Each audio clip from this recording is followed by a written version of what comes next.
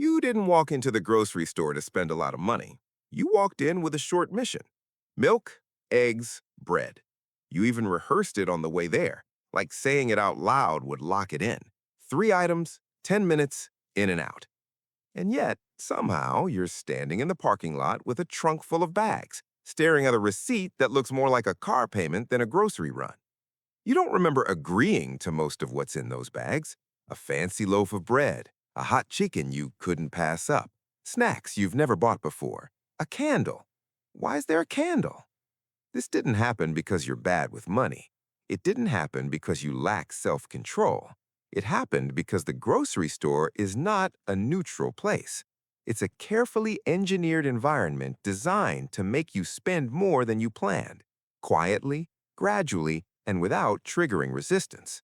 I'm Marcus, and I spend an unhealthy amount of time thinking about why a simple grocery trip turns into a financial ambush. If you've ever wondered how your total doubled without you noticing, you're in the right place. Because once you understand how grocery stores are designed, you'll never shop the same way again. Let's start with the most important rule of supermarket design. Nothing is accidental. Not the layout, not the shelf height, not the music, not even the smell. The first trick happens before you buy anything at all. It's about how far you have to walk. The items people buy most often, milk, eggs, bread, are almost always placed as far from the entrance as possible. Not because it's convenient for employees, not because of refrigeration needs, but because every extra step you take exposes you to more opportunities to spend.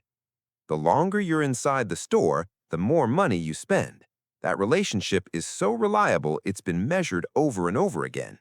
Your path to milk isn't inefficient, it's profitable. By the time you reach the back corner, you've already passed end caps, promotions, seasonal displays, and impulse items designed to interrupt your original plan. And then comes the shelf-level manipulation. Your eyes naturally land at a certain height. Grocery stores know exactly where that is. Products placed there sell dramatically better, not because they're better products, but because they require the least effort. Those premium spots aren't earned, they're purchased. Brands pay enormous fees to sit at eye level because that's where decisions happen automatically. The cheaper alternative is usually below your knees or above your head, betting that you won't bother to look. And if you're shopping with kids, the game changes again. Bright packaging and sugary snacks are placed exactly where small hands can reach them, because a child asking for something is far more effective than any advertisement.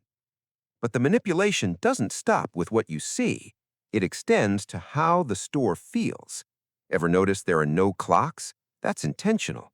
When you lose track of time, you slow down. When you slow down, you spend more. The lighting shifts depending on where you are. Clean, harsh light in pharmacy and household aisles to signal trust and hygiene. Warm, golden light near baked goods and prepared foods to trigger comfort and appetite. Even the music matters. Slower music subtly reduces your walking speed, keeping you in the store longer without you realizing it. And then there's smell.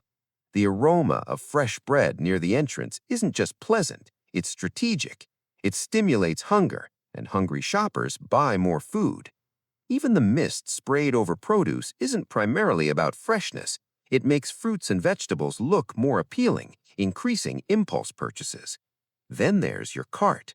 Shopping carts have grown significantly over the years, and that wasn't for your convenience. An emptier-looking cart creates psychological pressure to fill it. The more space you see, the more justified additional items feel. Finally, you reach the checkout. This is the last trap and one of the most effective. You're tired. Your decision-making energy is gone. You're stuck in a narrow lane with nothing to do but wait. And surrounding you are the highest margin items in the entire store: candy, magazines, drinks, gift cards. This space exists for one reason: to extract a few more dollars while your guard is down. Each purchase feels insignificant on its own, a couple dollars here, $5 there, but over time it adds up. What feels like just a few extras can quietly cost tens of thousands of dollars across your adult life, Money spent not because you chose it carefully, but because you were nudged, steered, and worn down. The grocery store isn't designed to help you shop efficiently. It's designed to make your intentions fail. So how do you fight back? First, make a list, but organize it by sections of the store. Wandering is expensive. Purpose is not. Second, never shop hungry.